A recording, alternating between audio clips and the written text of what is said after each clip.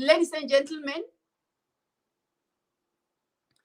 I am Elsa Rapudi, and I am coming to you live from the sunny Pretoria in South Africa. Ladies and gentlemen, I'm here to share with you an interesting topic based on domestic violence. Who am I and who are you? Why are you here and why am I here? Ladies and gentlemen, before I can proceed with my topic, let me see how many of you here wants to be successful in life, and how many of you here wants to reach their goals and their dreams in life, and how many of you here wants to live a life of contribution, a life that will outlive you. I have suffered rejection to rejection, and I've been a victim of abuse, let alone the abuse in the street.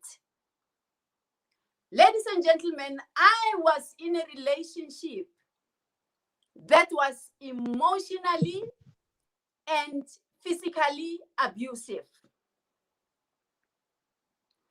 And I am not proud to can tell you about this. And I'm not blaming anyone. I'm taking the blame on myself because I allowed all this to be part of my life. So, all what I want to tell you is toxic relationships full of drama and negativity, they will compromise your sense of deserving. They will kill your self-image and your self-confidence. They are not healthy. They are not pleasant at all. Yes. Should you find yourself being Elsa number 2, do not waste time. Seek for professional assistance. Don't try to solve this alone. No, because it will break you further. And again, it will kill your self-esteem and your self-image. So it is not worthy. So I'm just going to share with you few tips on how to handle this crisis at head level. Number 1, quiet pain. Quiet pain. You know, in life, whenever things tend to go the way you didn't want them to be, never go about telling people about what is happening about you. That is point number 1. Why? Because 80% of us, we don't care. And 20%, we rejoice because it's happening to you. Hang up there. Know that difficult moments don't last long. And it is reflected in the Holy Book that, for I know the plans I have for you. The plans not to harm you, but the plans to give you hope and the future.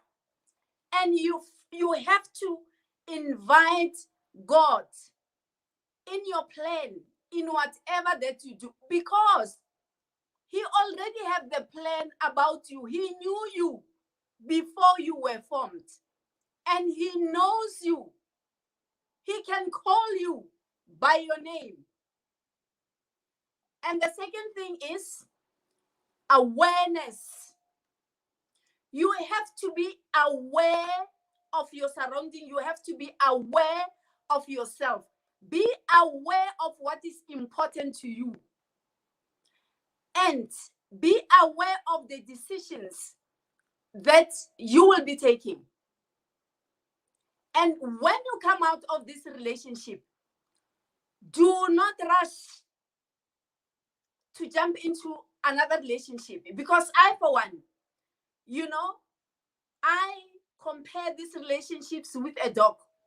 Once you can be bitten by one, all of them, when they see you, they just want to have their share. So take your time to heal spiritually. Take your time to heal emotionally and otherwise. Do not rush. Have a look into yourself. Look into yourself and do an inventory about you. And ask yourself, what is it that I want out of this life? It reminds me when I was still on the same roller coaster. One day I looked myself on the mirror and I asked myself only two questions. That, Elsa, is this worth it? Is this worth it? Are you dying or living in this relationship? Then I have to put a stop, because all those crabs was not my choice. And again, it reminded me of Michael Jackson, with his song when he says, "The man in the mirror." So this time, I'm telling you about the superwoman on the mirror, the superwoman on the mirror. And again, purpose. Ladies and gentlemen, most of us, we don't have a sense of purpose. My purpose in this world is to speak to all of you, to inspire you, and to motivate you. What is your purpose? How do you spend your time? If I can challenge yourself now, asking you that, how many books have you read in 90 days? And how much of your time do you invest on yourself? I have invested in myself to become a motivator.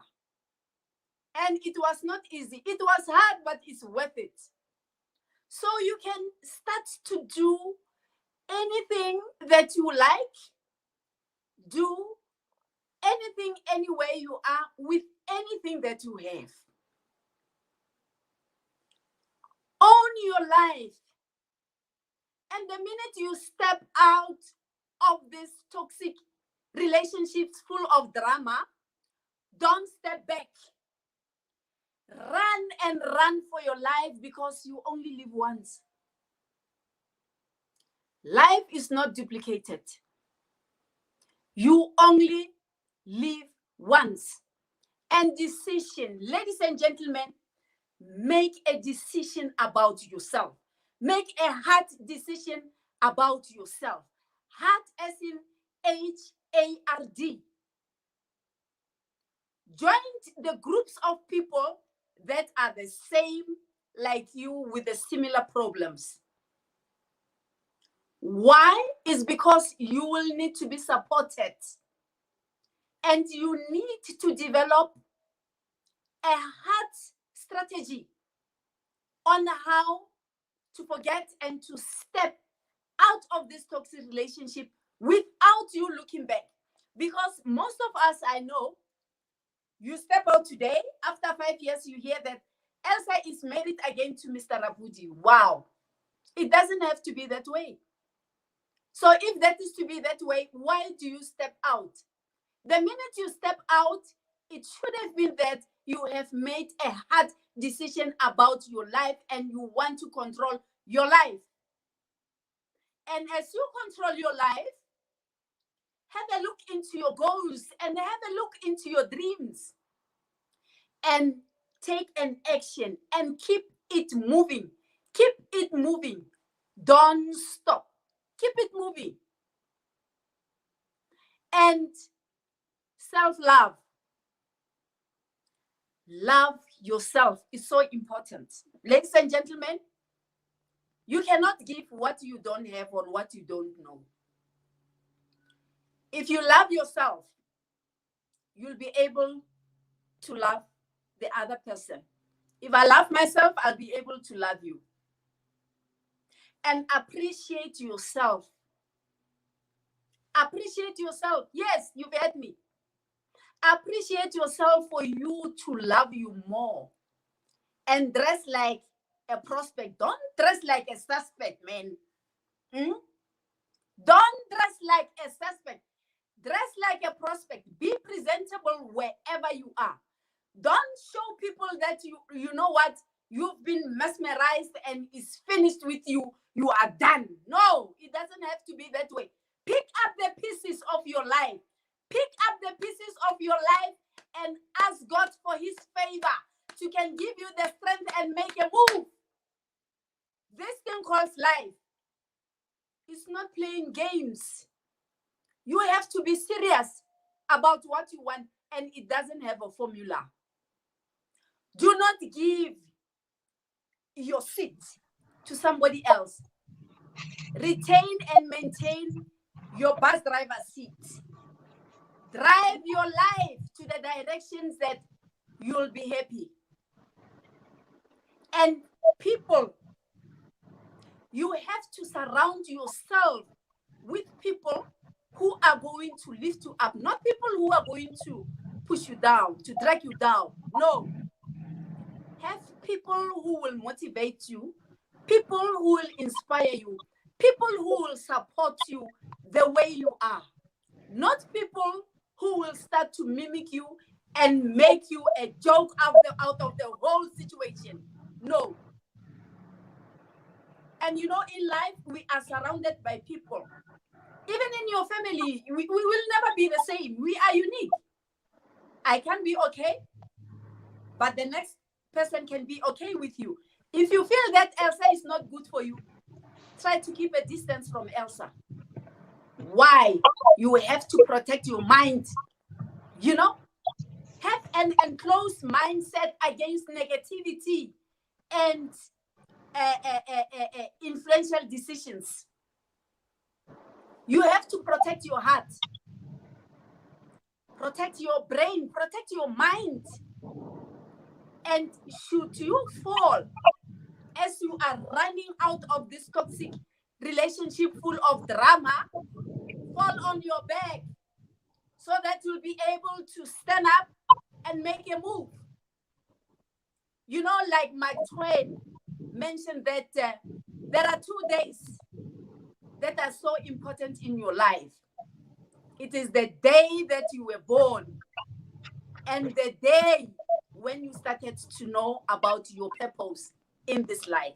Ladies and gentlemen, you've got enormous potential. You've got an enormous power in you you can ever imagine.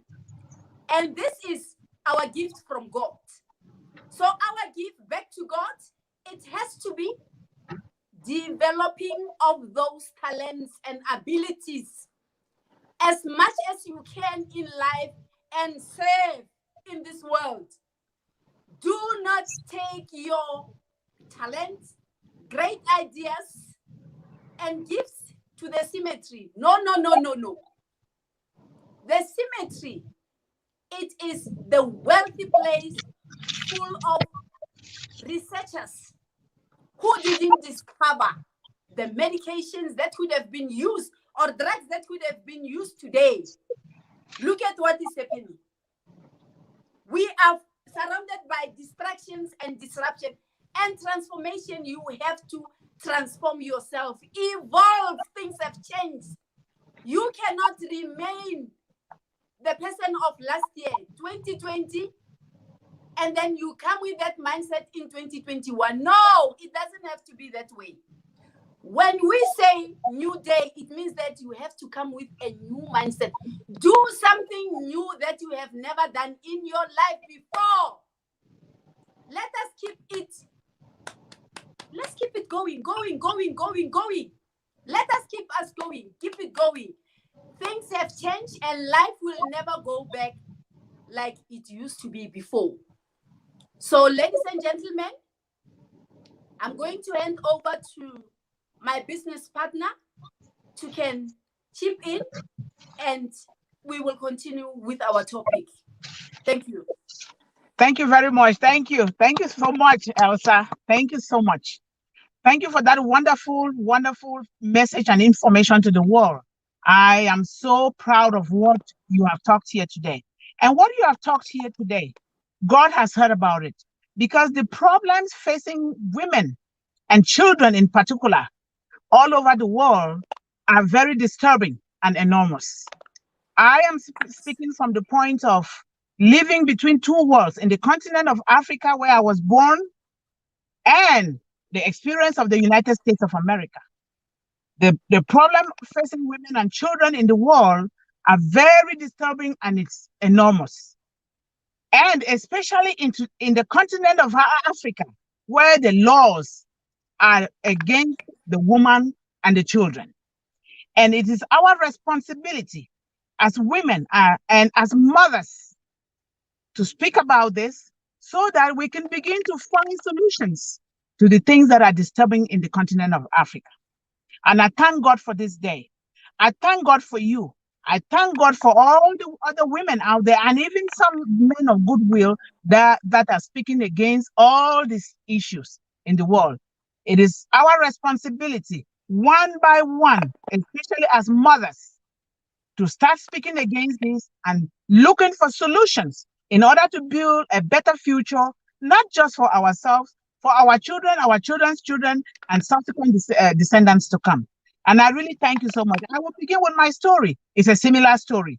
Most of the stories of women around the world, especially in the continent of Africa, are the same. I come from Cameroon. I was born in Cameroon in a little village called Wumnete, not up to 100 people. My mother was given away into marriage at a very young age.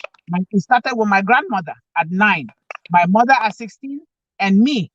My father forced me to get married at the age of 11. My grandmother fought tooth and nail. I will summarize it. Fought tooth and nail to make sure that this was not going to happen. This is a discussion that we're going to talk about over and over until we start seeing changes in Africa and the whole world. So they forced me to get married, and my mom, especially my grandmother, fought that no, this cannot happen to this child. This child needs to go to school. This child needs to go to school. I went through, me and my brothers and my mom, we went through all kinds of abuses from my mom's abuser. Her husband was killed, all her property seized, the husband plantation, her home demolished, and we were rendered homeless for years. I know what is called homelessness. I've tasted homelessness. I've tasted hunger. I've tasted abuse. I've tasted any kind of thing that a child has to go through at a very young age.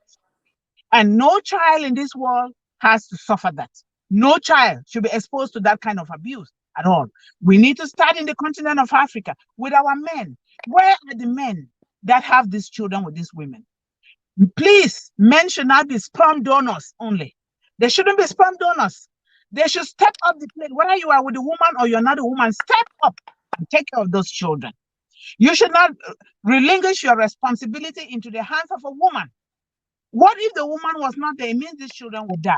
The men need to step up to the plate. I know there are some good men, but those that are not doing their job, what they're supposed to be doing, they need to step up from the plate. So I'm talking to all women. I'm just throwing a light on what my colleague has said. I'm throwing a light on this problem, issue of women. Women, stand up. Stand up for yourself.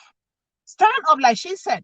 Before you were born, God had already know what you were going to become. God had written your destiny way ahead of time before you were born. You were born to prosper.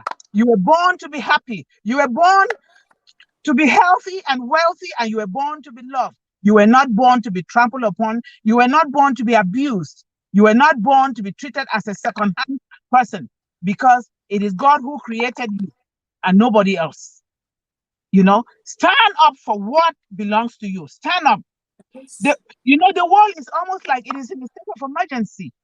Children are committing suicide. Women are being beaten. A lot of ills are going on around the world. We become what we think about. I want us to start reversing our mentality. Let's reverse and help our children to reverse what has been built into them. The paradigms, negative paradigms that have been built into our children and the women, to start teaching our children so that they can have a better future.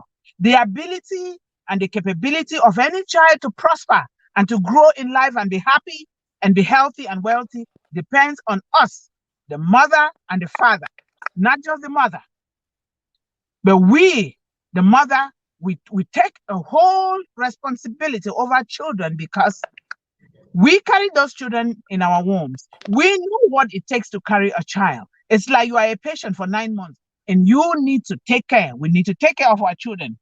And then another thing is live your life. We need to learn to live our life.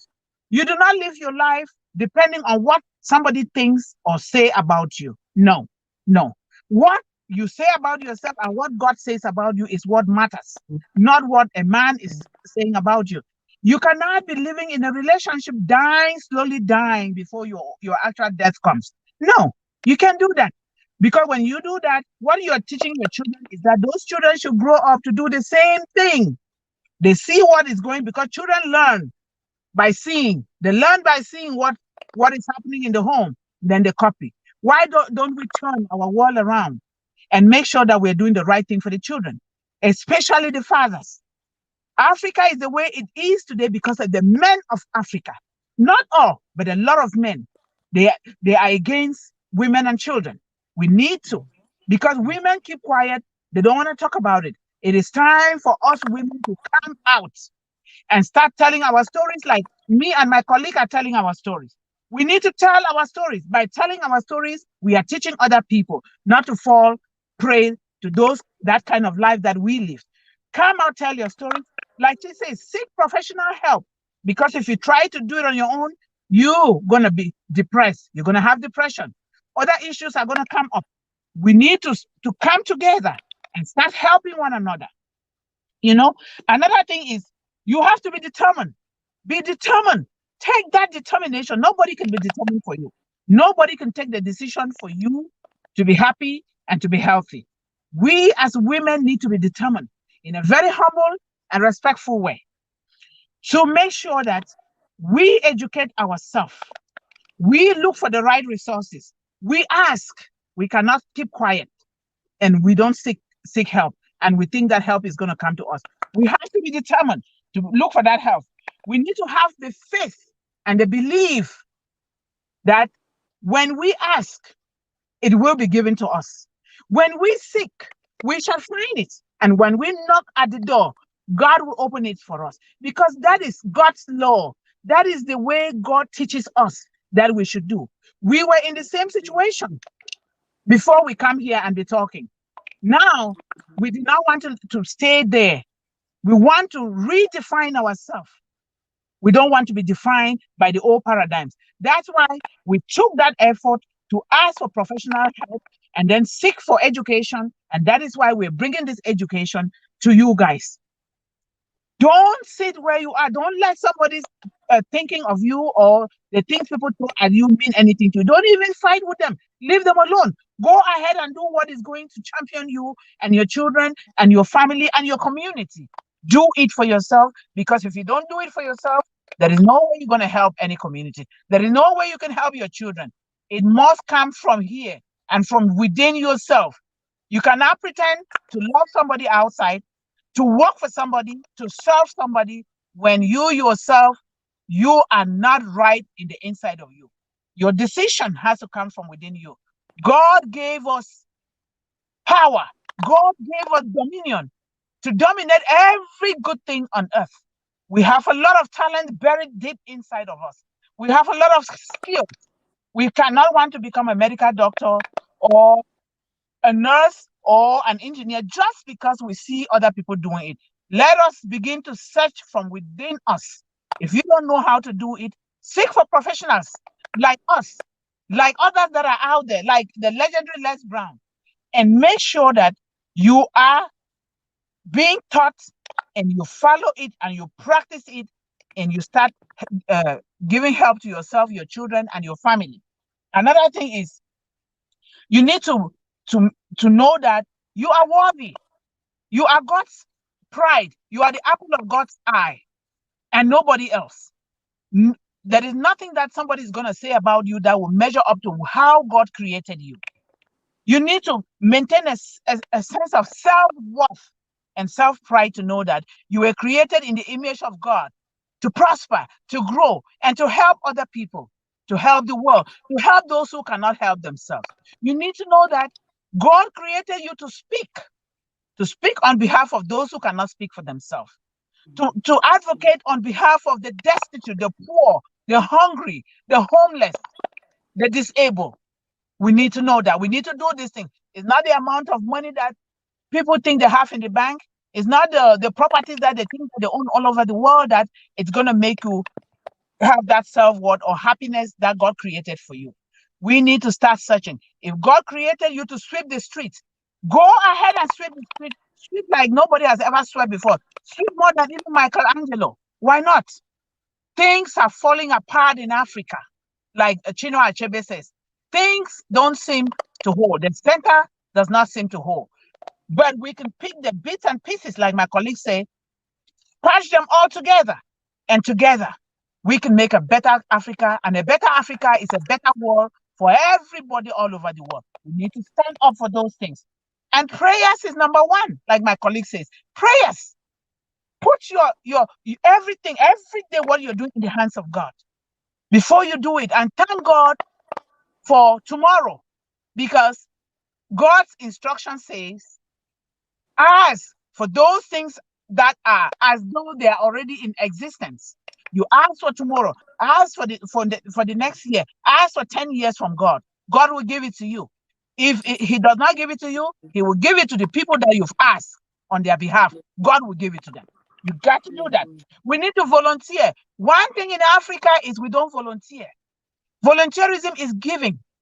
Because when you give, God says, he will replenish the source even more. When you give to give. You don't give to receive. You don't give to tell people that you're giving. You give and you keep quiet. God will reward you. Because when you do not create a vacuum in yourself, if you don't create a vacuum in yourself, God cannot fill up that vacuum. You cannot grab everything to yourself. Grab everything to yourself. Life does not work like that. We need to give. We need to volunteer.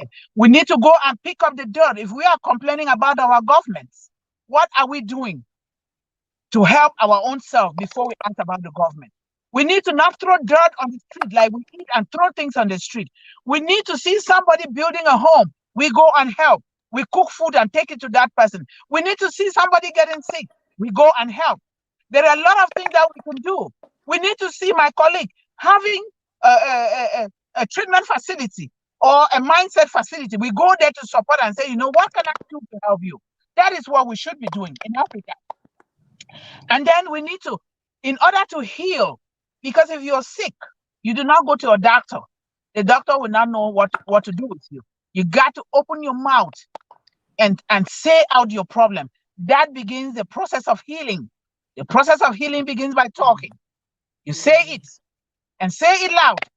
Don't care whether somebody laughs at you, because what they are going through, you don't know what they are going through, but say it in order to heal. We said it. We seek for help, and that is why we are healing through our message to the world. Through our message to the world, we need to heal, and then learn from those who are already playing the game ahead of you, from those who have been in this industry to help, because they too went through the same thing. Learn from them, ask them for help, learn, go and consult, and make sure you ask for help and learn from them. Don't die in silence. Don't carry the talents and the gift that God has given to you and take them to the cemetery. Like Elsa said, do not rob the cemetery. Don't let the talent carry your talents to the cemetery. A lot of the talents that we have in the world are not among the living. They are among the dead. A lot of us, we carry the skills and talent that God has given us and die with them without even sharing. That is a crime. That is a crime. God says, ask big. Ask big. Don't be afraid. Don't be ashamed to ask. Don't be ashamed to grow and expand and be so rich that you can say, you know what? I have to build this village. I have to construct this road to help my people. I have to build a school for children. I have to build a school that can help women who are being abused. That is what we are all about. We need to do those things. We need to do them. You know, you learn to love yourself, like my colleague said, because if you don't love yourself, nobody can love you better than you. You need to take the love that God has given you, love yourself. You say, I am, I am black and beautiful. I am short and I am beautiful. I am magnificent. I am this. Every morning, get up, carry out your morning ritual, pray, say your affirmations to yourself, and you will begin to see how your life will change little by little. Remind me of the time if I'm going above the time, Elsa, you know? So, 2 minutes. 2 minutes left. okay. I'm so happy. I am grateful to my colleague and I'm grateful to the other professionals out there. Please, I am asking for other women and men of good faith to join this revolution and change that is going on. Let us benefit because if we, charity begins at home. If we start in Africa, we expand it to the world. Africa is the cradle of the world. There is no reason why we should be abusing our women and children. There is no reason why any one African should suffer for any reason. Because together we can eliminate poverty, hunger, abuse, and other things that plague our society overnight. I want to thank you so much. We will be coming on this over and over to talk about the issues so that we are finding solutions to the problems that plague Africa and the world. Thank you very much. Thank you so much. That was powerful. Yes, thank you. Powerful. Thank you Yes, too. thank you. Yes, Thank you. yes. Yes. And thank you, audience. Until we meet again next time. Goodbye for now. Bye-bye. Thank you. Thank you guys for watching. Bye-bye. Bye, my dear. We'll talk again. Bye-bye. Bye-bye. Bye.